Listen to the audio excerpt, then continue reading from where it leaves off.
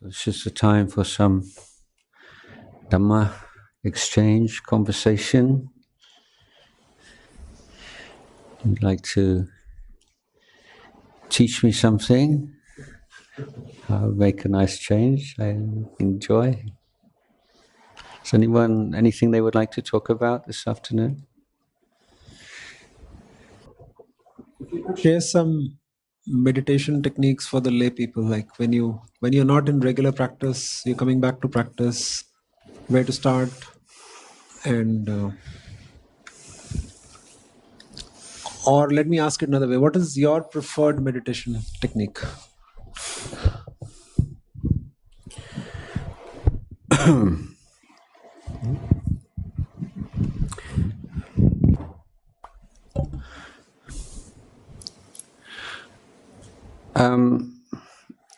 My suggestion is that you choose one meditation technique as your primary meditation, and then you have 2 or 3 other techniques as auxiliary techniques.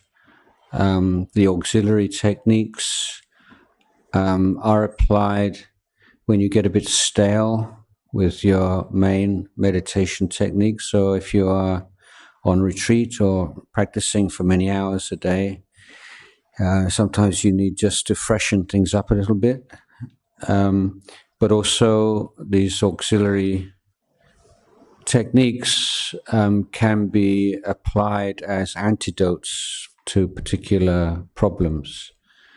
So the 3 classic auxiliary, if you're taking the breath as your main technique or whatever it may be, then reflections on death, the loving kindness meditation, and the body contemplations. So those 3 are very powerful and effective techniques.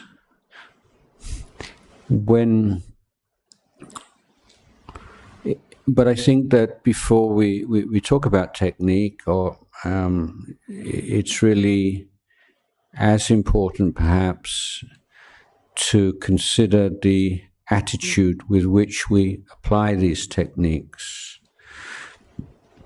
And in the 4 Iddhipadas, the 4 roads to success, we start off with Chanda. I was talking about this yesterday evening. And Chanda, this will, this aspiration and desire for Dhamma, desire to practice, leads to effort, which leads to citta, which is another word for concentration. And vimamsa is a term for wisdom. It's one of the many forms or expressions of wisdom. So this and many other teachings of the Buddha remind us that the foundation for applying any technique is right motivation. And if when you sit down to meditate, you just take stock of, the readiness of the mind for meditation. Sometimes there's a resistance in the mind, sometimes there's a lot of agitation, sometimes like dullness, and it's good sometimes just to stop and just to like massage the mind a little bit before you start to make use of it. And that may include just recollecting, the reasons why you're meditating, your initial inspiration, or recollecting the virtues of the Buddha, of the Dhamma, of the Sangha. And the more often you do this, the more fluent you become, and it can become a very quick, just a few seconds or a minute or two is just to bring the mind to that state in which it can apply the technique effectively. So I think one way of talking about meditation techniques is to consider them as discursive and non-discursive methods, or in other words, methods that use the thinking mind and those which don't. So obviously anapanasati, or the scanning of the body, you're not using the thinking mind at all. Whereas recollection on death, for instance, the recollection on the goodness, the good things that you've done in your life, these kinds of recollections, rather than letting go of thinking altogether, make use of that energy of thinking, but discipline it and provide boundaries for it. So you're thinking in a systematic fashion. My favorite analogy here is of someone giving up cigarettes. So you can either just say, right from this moment onwards, no more cigarettes, or you can say, okay, today 19, tomorrow 18, and just go work down. So if you put your mind on your breath, it's like no more cigarettes. Here the addictive drug is thinking, you see, but with the second approach, then you say, okay, you want to think, you've been thinking all day, you lead a busy life, and you use your brain to make money, and you can't just switch it on and switch it off at will. So you take this steady approach where you say, you want to think, okay, think about this within these boundaries, point 1, point 2, point 3. And that way, the thinking gradually diminishes. And then you get to a point with this discursive meditation where thinking just becomes really like heavy. You just can't be bothered to think anymore. And from there, you can move on to the non-discursive meditations in a very kind of natural and enthusiastic way. So whatever the technique might be called, and if we'd use the traditional terminology of samatha and vipassana, I think that practically speaking, we are looking to take the mind beyond the 5 hindrances. So if you're starting off, if you're looking at physical sensations throughout the body, trying to maintain equanimity in the face of physical sensation, or you're maintaining awareness of the inhalations and exhalations, or you're using the thinking mind in a skillful way, your goal is identical. Your goal is to take the mind beyond the reach of the 5 hindrances, because that's when samadhi arises. That's when when any kind of penetrative insight into 3 characteristics can take place. If there's still hindrances in the mind, then it's only a very superficial insight that can take place. So this is a meeting, a common factor. And when the Buddha described the suffering or the drawbacks of the hindrances, you say that the hindrances prevent peace of mind and they prevent wisdom. So they are a hindrance both to what we call samatha or vipassana, or to peace of mind and to the wisdom faculty. So our challenge in the meditation is to take the mind beyond the 5 hindrances, and we choose a technique which is most equipped to do that. Now, in the course of applying your primary meditation technique, if you have some thought, some memory, something come up in your mind, and you recognize it, and you just very kindly but resolutely put it down and return to your object. And in many cases, if that's a rather superficial hindrance or interruption, then merely being aware of it is enough. It just disappears. But it can also happen that your mind returns to the same thing again and again and again. And that's an indication that there's some kind of imbalance there, and it's something that needs to be recognized, and that specific antidote needs to be applied. So my understanding of samatha is not sort of a one-pointed concentration, but samatha is an umbrella term for all of the techniques that you apply to fashion the mind, to change the mind, to deal with problems. It's the whole culture of mind is the samatha, and the vipassana is that which is directly involved in seeing the three characteristics. But these two things have to work together. So if the mind is a lot of sensual desires in the mind, and the mind just keeps returning to them as obsession with them, then this is a clear indication that we need to apply these reflections on the lack of beauty of the physical body, the asubha side, to redress that balance, because we're just seeing one particular side of the body. Or if the mind is very depressed, then meditations which will bring up, or recollection of all the good actions and the things that we're proud of in our lives.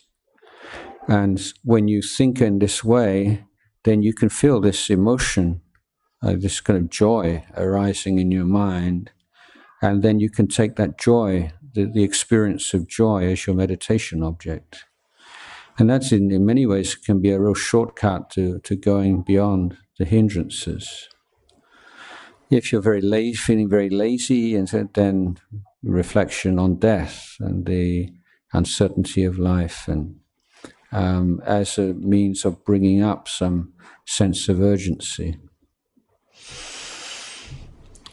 One of the important phrases in Pali language, one that important to me, is Dhammapatipata, which means practicing Dhamma in accordance with Dhamma. So it sounds like it's a circular, what does that mean? But the word Dhamma in this sentence, or in this phrase, two occasions, the meaning is not the same. So I would translate this as meaning applying particular Dhamma techniques which are in harmony with the main principles of Dhamma. So once you've clarified what these main principles are, then you can be somewhat creative in terms of actual practices. So in the fine detail, you don't have to do everything according to the book, in other words. You see, you have a particular challenge, a particular problem, and you say, how could I deal with that in a way which is within the boundaries of Dhamma? I think if I remember last year, I spoke about using the imagination, and you can make little movies, like a movie of offering dana to the Buddha and his disciples. And so you imagine you wake up early in the morning, today you're going to go and offer food to the Buddha. How would you feel? Just imagine that. And then you're going, first thing you're going to have a shower, you scrub, you want to be really, really super clean. And then you want to, how you imagine preparing food for the, how much care, how much mindfulness you would have in preparing this food, knowing who you were offering it to.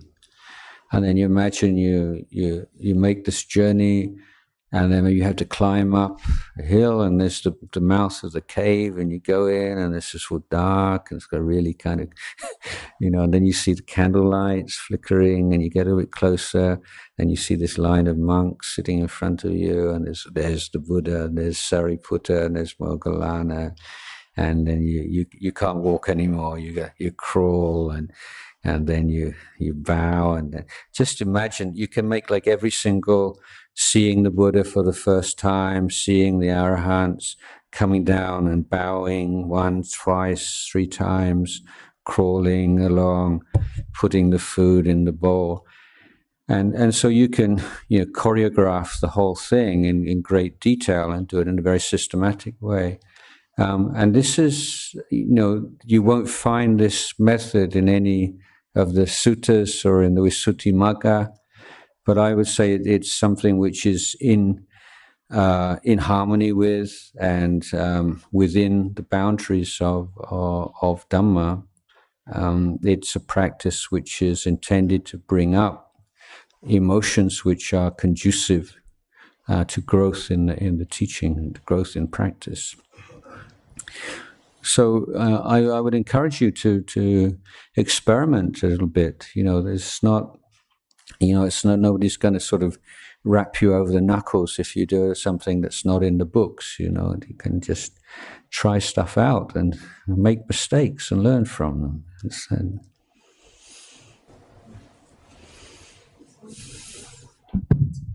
Ajahn, we, I've been listening to talks of Ajahn Sumedho, and he mentions several times unborn, uncreated, unconditioned, and that is what he refers to Nibbana.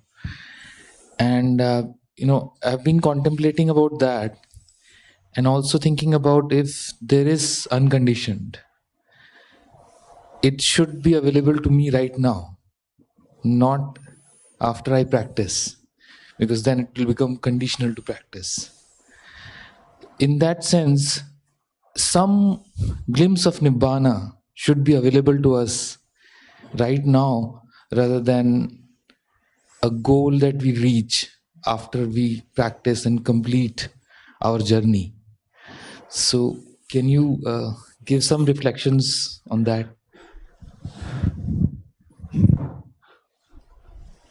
Yeah, well, one of the most common analogies would be that we're removing the veils or the covering and the obscurations that prevent us from seeing that. So it's so if you're cleaning the window, it's not that the view appears because of the cleaning; it's already there. But if you don't clean the window, you can't see it. So certainly Nibbana is not the result of a process, but it's something which is realized or penetrated by removing all that covers it or obscures it. There are. Actually, I remembered this after Q&A this morning about is Nibbana, can Nibbana be captured in this phrase non-attachment? There is a sutta, at least one sutta, where a sotapanna or someone who's on the first 2 levels of referring to Nibbana as like the water at the bottom of a well. And he said, I've got to this stage now where I can see the water at the bottom of the well, but I have no bucket to pull the water out. That was how a sotapanna expressed his, what he felt he needed to do. And so any kind of analogy for something as profound as this is only going to work on certain, but at least it gives some kind of feeling of the issue, I think. So, Ajahn, I wanted to understand the relationship between habitual thinking versus mindfulness.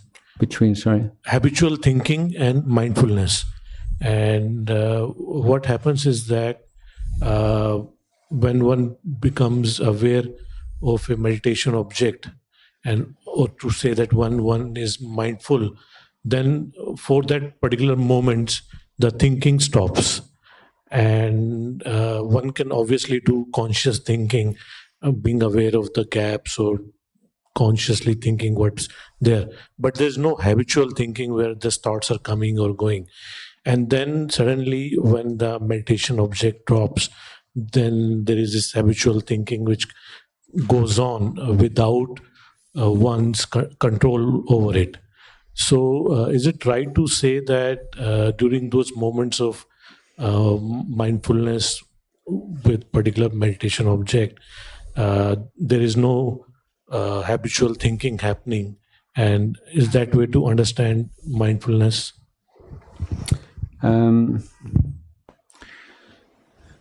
I think one useful way of looking at thinking is the initial thought that pops up in your mind as being the result of kamma. For instance, there's a sound and it stimulates a thought. Oh, that's a bird. Oh, there's a train or something. So there's the naming of it, the sanya, and the initial thought that is not a problem, basically. It's just a normal functioning of the brain. But where we see the role of mindfulness is in how we relate to that initial thought. So without mindfulness, then the mind tends to grab onto that thought and then add onto it and make a story out of it. And that's the kind of the habitual thinking. Whereas in the presence of mindfulness, then you have a choice whether or not to pursue that thought, because that thought might actually be kind of useful thought. So if you, for instance, you were to hear a sound and the thought came into your mind as, oh, someone's fallen over, it's a child's fallen over crying, then you don't want to just let that go, probably. You want to get up and make sure that the child is safe. So that sense of evaluation of that initial thought, and whether it's something just to let go of, or whether it's something to take notice of, whether it's significant, insignificant. These are the options that mindfulness gives you. So in the case that there is maybe some kind of insight arises on something which is some thought relating to impermanence or to dukkha or to anatta, then you might consciously take up that thought and pursue it, and as a means of reflection on the Dhamma. But then it is a mindful reflection rather than a simple habitual thinking. When the technique of dealing with like agitation that I found very useful indeed is simply to be mindful of the thinking. So when you have a like crazy agitation, the tendency is just to try to fight it and just sort of like struggling with a wild animal.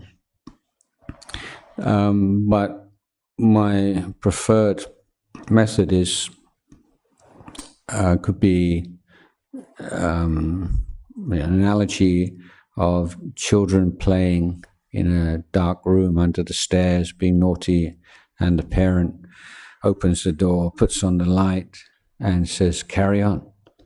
I'll just stand there and watch." And of course, the children don't do that anymore. But the parent hasn't done anything. The parent hasn't warned them or told them off, or all he's done is simply turned on the light and stood there watching. And with the mindfulness, then that's what usually happens with crazy thinking. You're not fighting it, but you're not indulging in it. You just go ahead. Where does this go to? A good exercise is just to try to think for a minute without stopping on a topic. Because before I became a monk, one of my favorite radio shows, I think it's still going to this day, I think it's called Just a Minute. I don't know if anybody is familiar with this, on BBC Radio. So all these various articulate celebrities are given a topic, and you have to talk for 1 minute without hesitation, repetition, and so on this topic, and it's incredibly difficult. But it's even more than to give yourself a topic. You can just do this, like, okay, let's do this just for a few seconds. We're going to start and try and think for 1 whole minute. I'll be the timekeeper on Dhamma, okay? So this is your topic. 60 seconds. Think without stopping, without hesitation, without deviation, only on the topic of Dhamma, beginning now.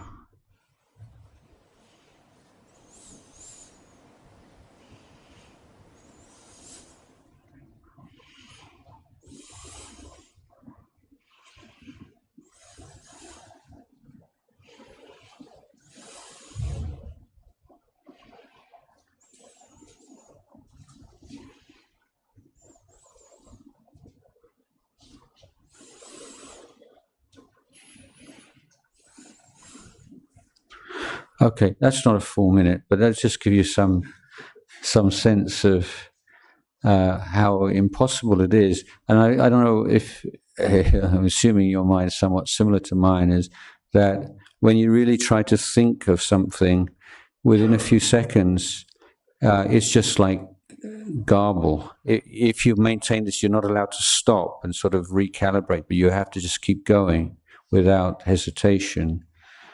It just goes all over, and the thing is, you're conscious, you're aware of yourself as a sort of conscious, rational being, thinking stuff which makes no sense at all. And seeing thinking, conscious thinking, as completely out of your control is quite an important insight, I think. So that's the other point to make about dealing with runaway thinking is that the method that's most effective in dealing with it is one in which you don't feel that you're doing something.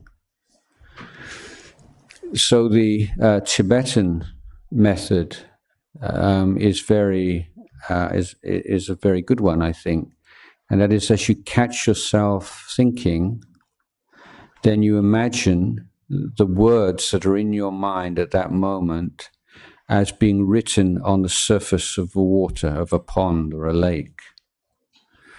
Now, what happens when you do that? Without you intending, the words just dissolve in the water. You don't feel you're doing that. It just kind of happens, doesn't it? So it's a very elegant means of letting go of thought, because it feels like the water's doing it, you're not doing it. It doesn't strengthen the sense of me struggling with thought. Again, when thought is it's a mixture of mental activity, a mixture of words and images. So again, something which is very useful for words and sentences and thoughts is just to consciously add on a sentence ending phrase. So you think, well, after this session of Q and answer, I'm going to go down and have a cup of tea, and then you catch yourself, you see, and you say, soon after this session of Q&A, I'm going to go down and have a cup of tea, and that's anatta, or that's impermanent, or so you find a way of just very, say, elegantly adding on to the end of this stream of thought in a way that it ends on this recollection of one of the three characteristics.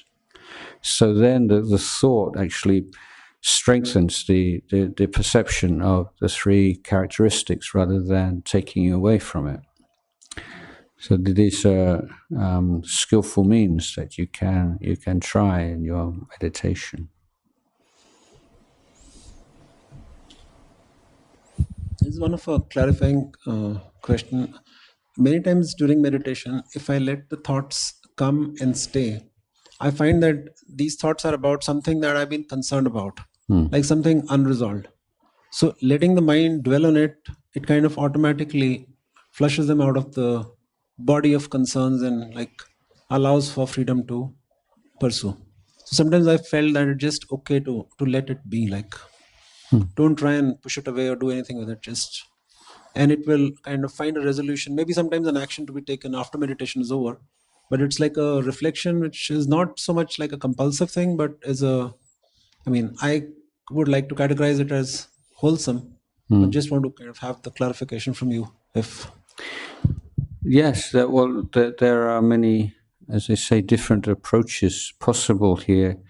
The two things that to be avoided are to allow this sense of enjoyment of the thought, or rejection and aversion towards the thought, because both of those reactions feed the thinking. But if there's simply a recognition of this is a wholesome thought, and just allow it just to peter out by itself, then that's a reasonable need. But there is a sutta in the Dveda Vitaka Sutta in the Majjhima Nikaya, where the Buddha said he was, as a bodhisattva, he was able to separate thinking into two kinds of thinking, wholesome and unwholesome thinking, and to think only wholesome thoughts, completely free of unwholesome thoughts, and his mind was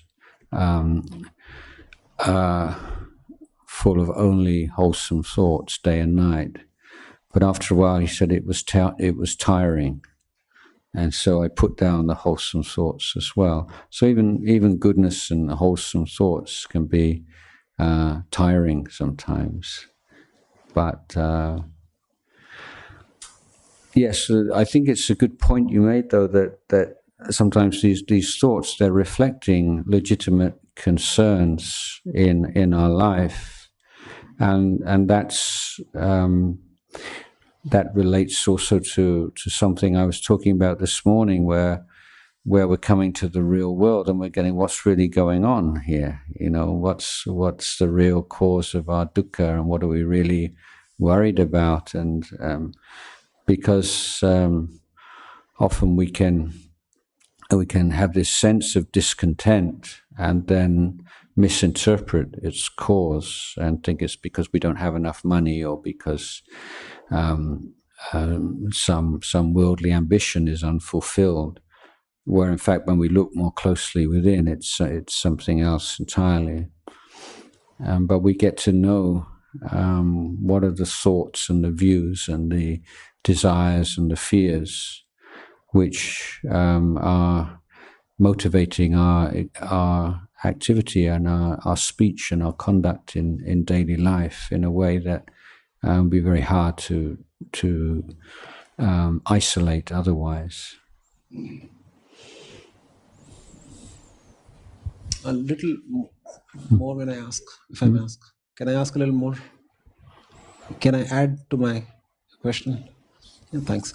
So if during meditation I allow a certain part of the meditation time for thoughts to play around and it leads to some clarity, is it good to be included in the practice, or should I put a discipline that do that after meditation?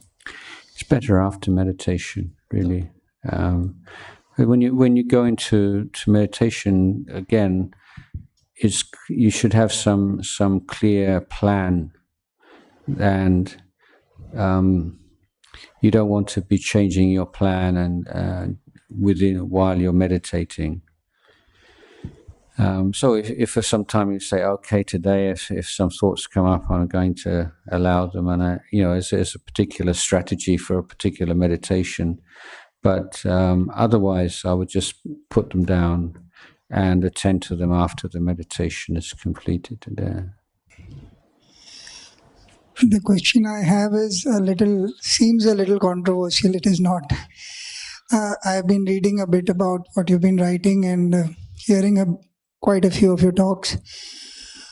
You tend to use the word Buddhist quite often, although every time I hear it, there are a lot of people who are not any kind of practitioners.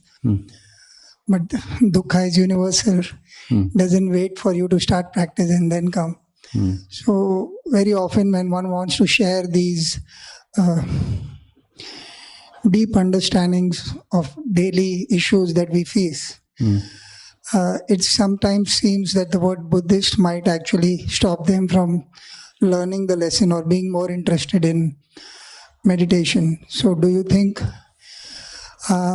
is it necessary? Obviously the gratitude towards the Buddha doesn't become any less by not using the word per se, but just a point that I have been wanting to share, and sometimes I'm hesitant to share because they take it home as their religion versus Buddhism, or whereas the universality of what you share is so profound and so beautiful that one wants them to benefit as well. Yes. Well, I'm living in a at least conventional Buddhist culture, and when I became a monk, that was part of my aspiration. I was never interested in being a Buddhist missionary or a Buddhist monk in a non-Buddhist culture. I was very interested in leading the traditional life of a bhikkhu in a Buddhist culture. And going back to my suggestion that religions can be grouped in families, and that this is a education system rather than a belief system religion, it seemed to me there are pros and cons. The pros of a belief system religion is it's very easy to transmit and to uphold, because you have just a very few number of basic dogmas, and if you can, and it's not difficult to repeat those and to memorize those. And whereas in an education system kind of religion, it's much more fragile, and it's much more dependent upon the quality of teachers who are able to transmit this whole process and the whole education system.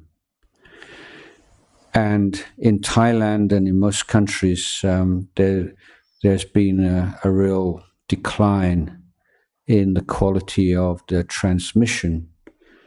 And so there is a great deal of misunderstanding and lack of understanding of what it means to be a Buddhist.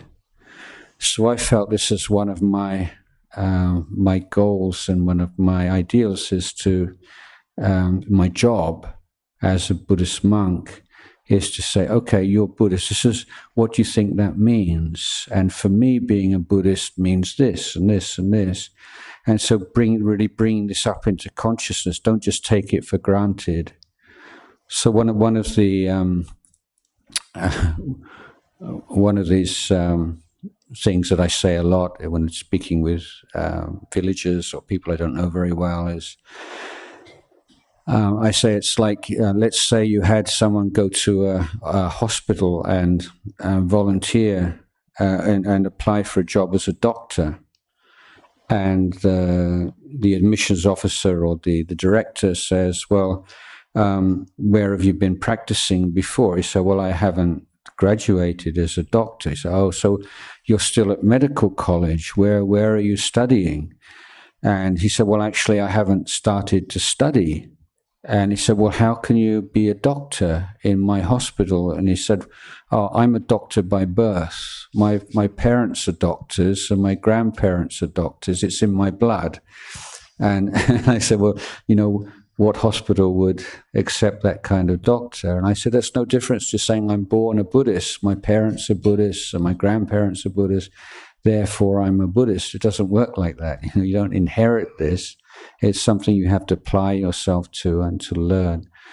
So yeah, so that's my context, and I think if I was living in India or you know in another country, I probably wouldn't express it in the same way. And I think that if you are speaking with people from different backgrounds, and then you adapt your language appropriately. And Ajahn Chah himself said to Ajahn Sumedho and the other monks, you know, if you're in America or Britain, you don't have to call it Buddhism. He says, you know, if you're transmitting the basic principles, it's not necessarily for you to do that.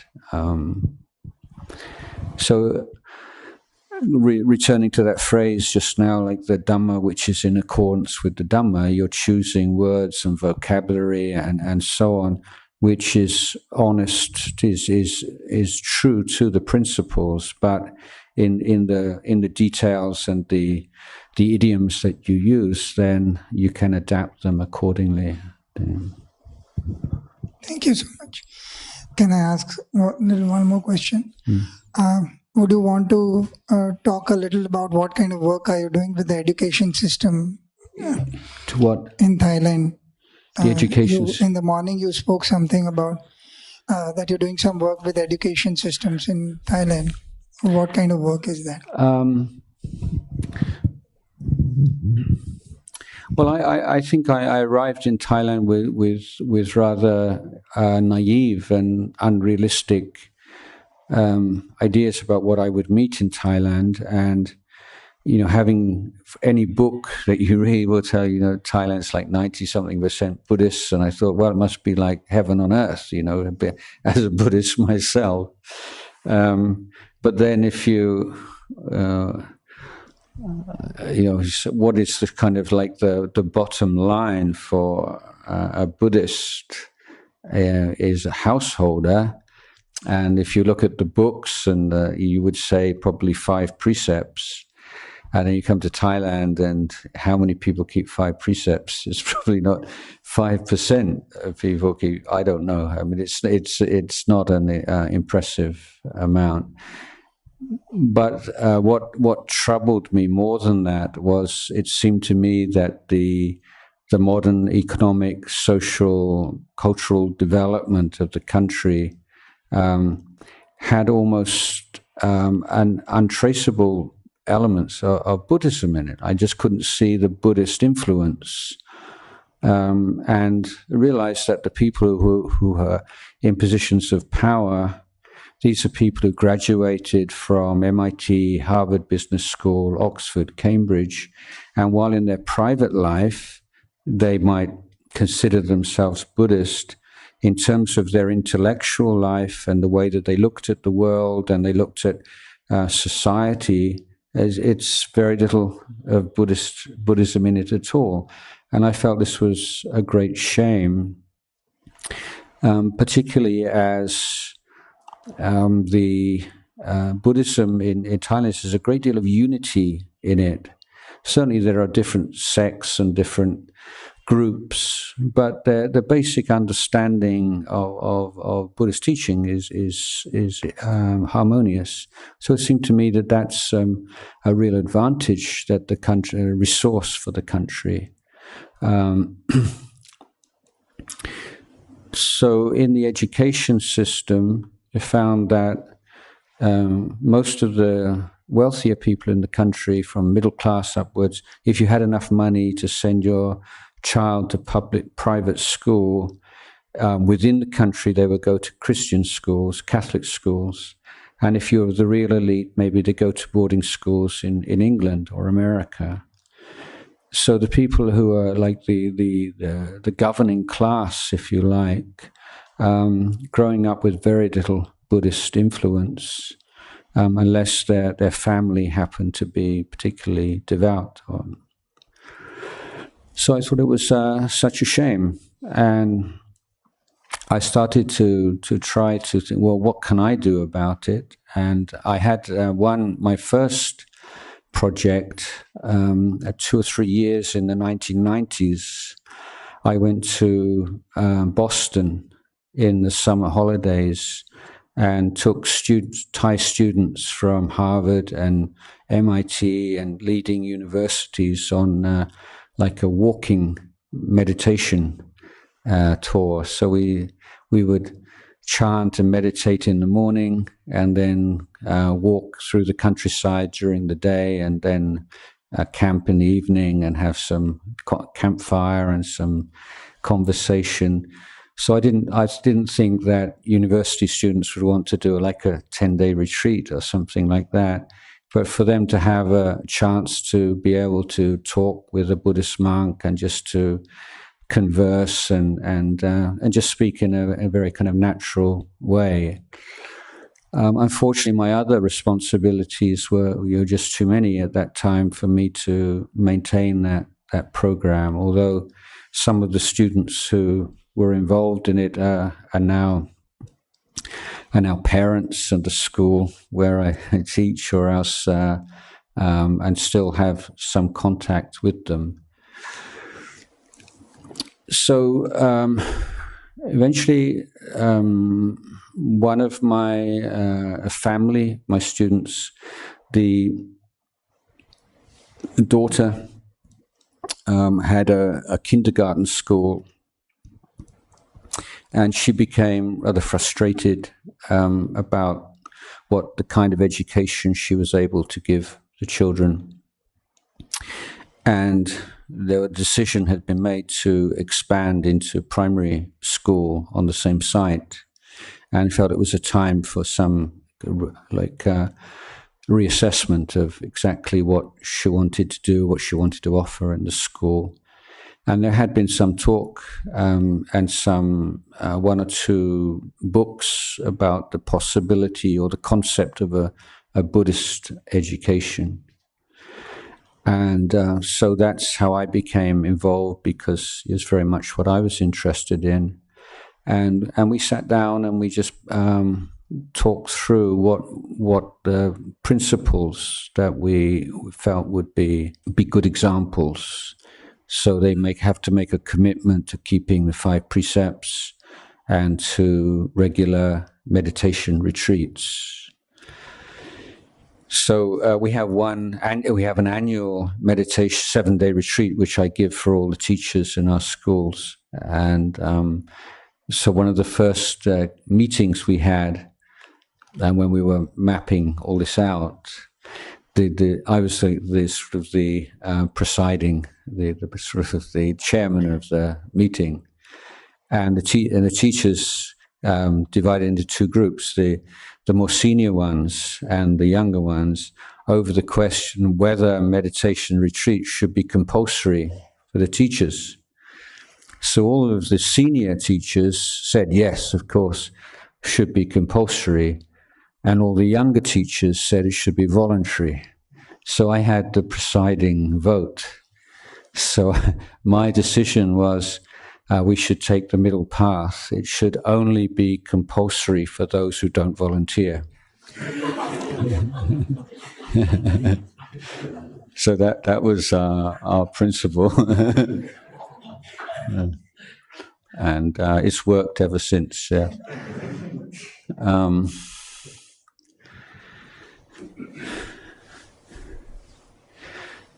Yes, so at the school that we, Prakriti school, that we visited yesterday, day before yesterday, I gave an overview of the framework, and this is an expansion from the idea of the threefold training, which in itself sort of telescopes the eightfold path, and the difficulty in promoting an education based on the threefold training of Sila, Samadhi, Panya is for parents who are not really keen Buddhists. It sounds just too religious, and they're afraid, by the time they graduate, all their kids just want to be monks and nuns or something like this. So we say this is not what that's about. So I felt that there was a real need to find some alternative a schema and way of transmitting what we're trying to do, which would bypass those kinds of that kind of difficulty. And I came across teaching of the Buddha in which he, like every great teacher, he just freshens things up a bit, saying the same things more or less in a slightly different way. So instead of Sila, Samadhi, and Panya, he talked about the development of the relationship of the human being to the natural world or the material world, the education of the human relationship to the social world, and then the development of the heart and the development of wisdom. So it's the same ground, but presented in a slightly different way. And I felt, this is something that could really work in an educational context. So how this has worked out over time is the first area of the human relationship to the material world begins with the child's own body. That's the material world that you take direct responsibility for, and that you have to have a wise relationship to. So it starts off with human biology and exercise and nutrition, sex education, or whatever, that all the things you need to know about your relationship to your body. And then the second sphere would be all those elements of the material world which you have a daily relationship, and this would include technology and social media, all these kinds of your possessions and your relationship to money, and so on. And then the third concentric sphere, as it were, would be the natural world and the environment and your relationship to the environment. So having that as your first main quadrant, then you take the academic subjects which are compulsory by law, and see which ones will fit into that area. So the physical sciences, maths, and human and biology, and so they will all go in that one. And then the second area is the area of the human relationship to the social world. So we're talking about how to wisely use precepts and conventions and rituals and things to create the most conducive atmosphere for us to realize our goals as human beings, or more specific goals in academic environment or social environments. Then the education of our communication skills. This is a big one, especially in Thailand, and it's an area of practice that I think a lot of Buddhist meditators overlook, and it is a cause of so much, to me, unnecessary suffering. And if we see young people come together, and there's this romantic idea, if you just love each other, everything else will just kind of fit into place. You just love each other, and everything will be okay in the end. But I'm sure that you know so many people who argue constantly, have very unhappy married lives. It's not that they don't love each other; it's just they don't know how to talk to each other. And this idea that this should be something that just comes naturally. But there is a lot to learn, and it's something that you can study, how to communicate with each other effectively. And that's part of Sila, that's part of the Eightfold Path, I think. And then the third part of this second quadrant, as it were, is instilling this desire to make the world a better place and to contribute to the society and to help the society be free of injustice and poverty, and to make the society better in whatever way you can. So it's a social conscience, in other words. So those are the two external elements. And again, in that, then history and sociology, economics, all these kind of things can be fitted into that second quadrant. Then the third quadrant is the heart and the emotions, and this, of course, is the area in which conventional schooling is most deficient. And particularly if you're teaching adolescents, and you see how much they suffer from anxiety and from stress, from depression, from anxiety, and so on. And it seems to me that school should be giving some advice on how to deal with these things wisely, and how to protect the mind from unwholesome dhammas, how to let go of unwholesome dhammas, how to cultivate wholesome dhammas. So mindfulness practices will play a part of that, and many other exercises and projects and things to develop this emotional maturity and some growth in Dhamma and some inner peace and inner contentment and gratitude for all those who've helped us, and etc. And then the wisdom faculty, beginning with developing good critical thinking skills, creative thinking skills, and then going on to more Buddhist contemplations, yoniso manasikara, wise reflections and ways of reflecting on life. That I was talking about this in terms of meditation. So if you feel a lot of negativity, ways of developing thoughts of kindness and forgiveness to overcome that, or if you're a lot of sensual thoughts, and be able to look on the less beautiful aspects of the body.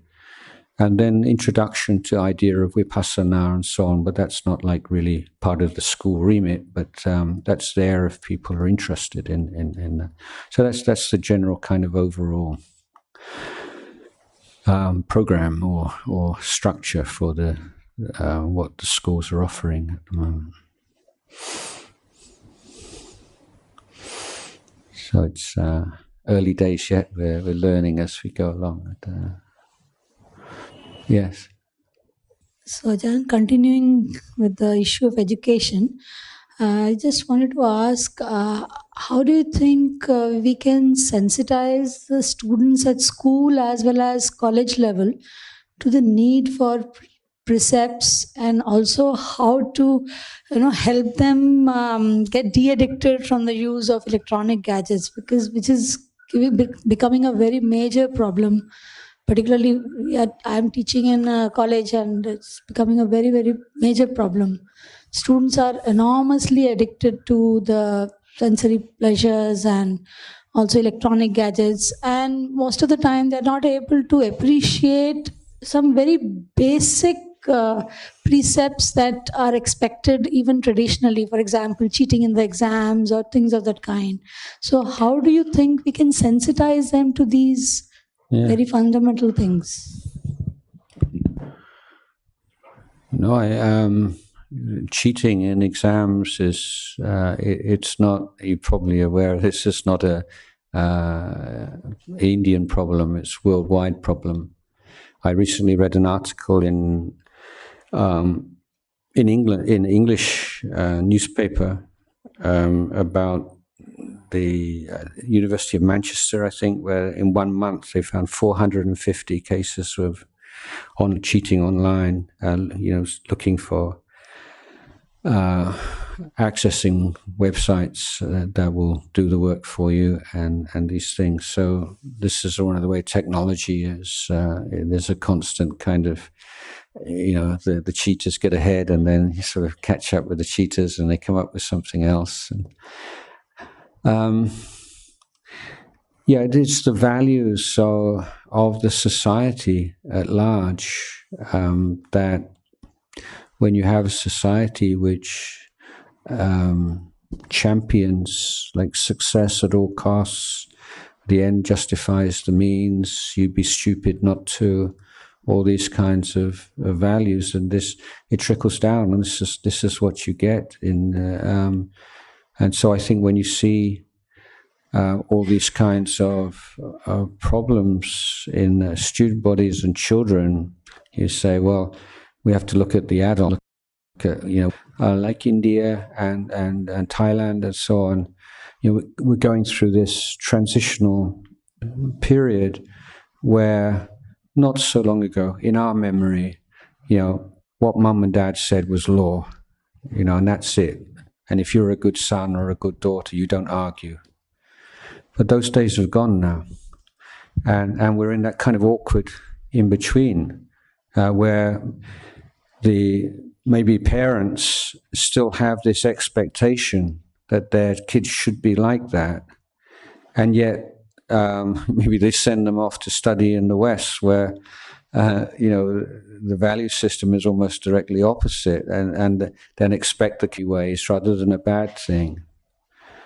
When parents in Thailand come to me and say, my son, I've been taking my son and my daughter to the temple since they were small, now they're in their teens and they rebel and they don't want to go, and my son says he's not a Buddhist anymore, he doesn't have a religion and he doesn't see the value of it, and I just feel despair. And I say, well, no, I mean that's actually very good. So your son, I sympathize with your son more. If you can't justify why you do what you do, and then I don't blame him for thinking it's superstition. So you have to be able to work this out and to be able to explain it, and so I think it's a good thing in that way, rather than we all just take these traditions for granted and somehow we take the child to the temple and somehow like osmosis he'll just sort of suck up all this goodness and become a good person. That's not necessarily going to happen. Today, that we're all concerned with right here and now, our families, our schoolrooms, our workplace, our society, and as human beings, given all our flaws and our faults, and what is the best we can do to create a conducive, healthy atmosphere at home and in the workplace, and what's the bottom line? So I would suggest bottom line for human flourishing is sense of safety.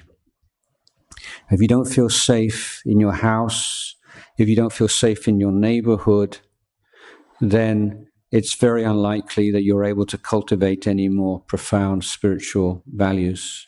It's just too much stress just keeping yourself together and your family together. Even if you have, you have a fully enlightened arahant, or you have a Sadguru on speed dial, or on FaceTime, or living at the bottom of your garden. If you're surrounded by violence and prejudice, and every time your child goes out the house, you're on tenterhooks till they come home, you're not going to get very peaceful. So, Buddhism is not just saying just close your eyes and let go and everything will be okay. That's not what the Buddhist taught at all. He didn't just teach the Dhamma, he taught the Dhamma and the Vinaya. So these two things go together. So the Vinaya is not just the monk's rules, as how it's often understood, but it means all the ways in which we create through laws, agreements, conventions, regulations. We create the best possible environment we can for us all to grow in Dhamma. So for a householder, the proposition is that the best way we can do that is through keeping precepts. So we start off again with human nature. So let's say you get angry about things, okay, and if your anger reaches a certain point and you lash out and you act violently. So you can't, as an act of will, you sort of have a change of heart, and you say, from now on, I'm never going to get angry with anybody. I'm just going to feel love and compassion. Now I'm a disciple of the Buddha, or I'm now a disciple of my Guru. That would just be lying to yourself, wouldn't it? Because emotions and accumulated emotions and these do not respond to volition, to telling yourself, to self-discipline. You can't decide to feel a different way, but you can decide not to act upon those feelings. So if you were to say to someone or all those around you, say, look, you know me, sometimes I really lose my temper, I get very upset and angry and so on, and I'm working on that. It's just to take some time, but in the meantime, I promise you that I will not abuse you physically and verbally under any circumstances. That's difficult to do, but it's workable, it's doable, and a lot of people do it. And if someone says that to you, someone you're living with or someone is close to you, you just relax, don't you? You just feel safe. And so keeping precepts is often, why young people in particular, it's like you're taking away their human rights to self-expression, or you're putting them in a cage or in a jail, and it's not right, it's not fair, they should be free. But that's not the best way to present what precepts are. And these are gifts. These are gifts of safety to all those around. You're allowing people to feel safe. I'm not going to harm you. I'm not going to steal from you. If you're my spouse, I'm not going to cheat on you. I'm not going to say that I will never feel attracted to anybody else, that you're the only one. Maybe that's true when you first fall in love, but not forever. So you say, I'm just a normal person. Sometimes I feel attracted to that person, but I will never act upon those feelings. I will never do anything behind your back to hurt you. And you can relax, can't you? You don't expect your spouse to be, Superman or Superwoman and just perfect in every way. But it's a workable standard. It's something that you can relax with and feel comfortable with. So precepts is a way of giving a gift of safety, and if we all do that, then it's obvious. It's not an act of faith. You know just how good that feels. And wouldn't you rather live an environment where you can trust everybody around you and you feel comfortable with them, and you don't have to worry someone's going to steal from you, or someone's going to try and take your boyfriend away from you, or it seems to me quite obvious that this is the most intelligent way of living together as human beings. So just saying, it's just smarter to keep precepts. It's kinder, it's smarter, it's just superior in every way. So I think we need to come back to say how we're explaining these things. We're saying you should, you do that's bad, you go to hell, it's destroying the society. But this is communication skills also. With with mobile phones and things, I think it's important. I'm surprised how many educational institutes don't ban phones from the classroom. It would seem to me absolute first thing that okay, you can use your phones outside or in the break time, but every phone should be turned off in the classroom. I think with phone usage now, they're starting to have apps and that tell you how long you use your phone every day. That's quite good, sobering but good. I think that it's important to stress phone-free periods in a day, particularly last thing at night and first thing in the morning. Those are times when you just want to calm your mind or you want to do some meditation. And now in Thailand, some people last thing at night, people go to meditate before they go to bed, so do it they're feeling kind of good, and then they're going to lay down to sleep and it just can't help themselves.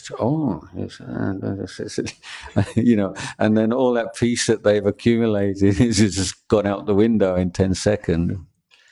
And then they get up in the morning and they use the phone as an alarm clock. And you say, so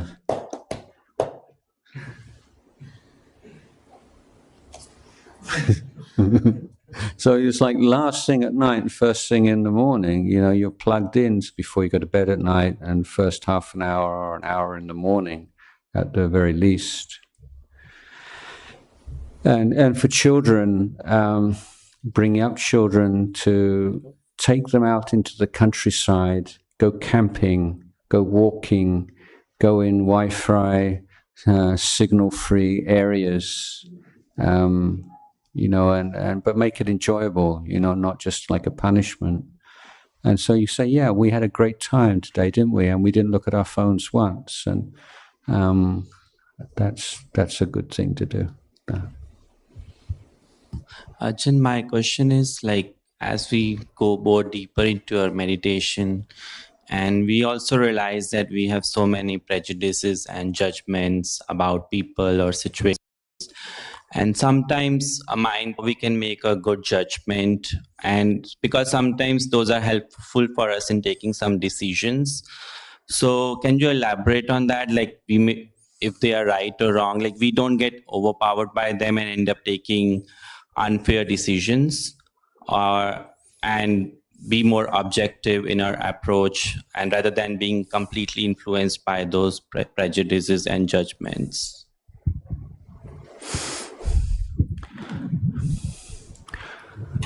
Well, I think as you meditate, then you become, you're in a way you're your own guinea pig, in that your most intimate study of the nature of greed, hatred, delusion, jealousy, arrogance, and so on is by looking at those things in your own heart. And the more that you recognize them in yourself, then the more easy it is to recognize them in other people. So you do start to have and also with the positive qualities as well. So I think you begin to have a more reliable sense of where people are when you speak to them, from their facial expressions, from their tone of voice, from their from so many indicators. And unless you have that psychic power, so the moment you start to think, oh, he's like this and she's like that, and then just be careful. That's an interpretation. That's a translation rather than a true insight. So it's really that kind of humility and just reminding yourself, I'm pretty convinced that's what's going on here, but it's not 100%, and I could be wrong. So I guess this very simple answer to your question is just having that in your mind. I could be wrong. I could be wrong, based on all the evidence, based on my intuition, based on my experience. That's what I think. That's my take on what's going on here, but I could be wrong.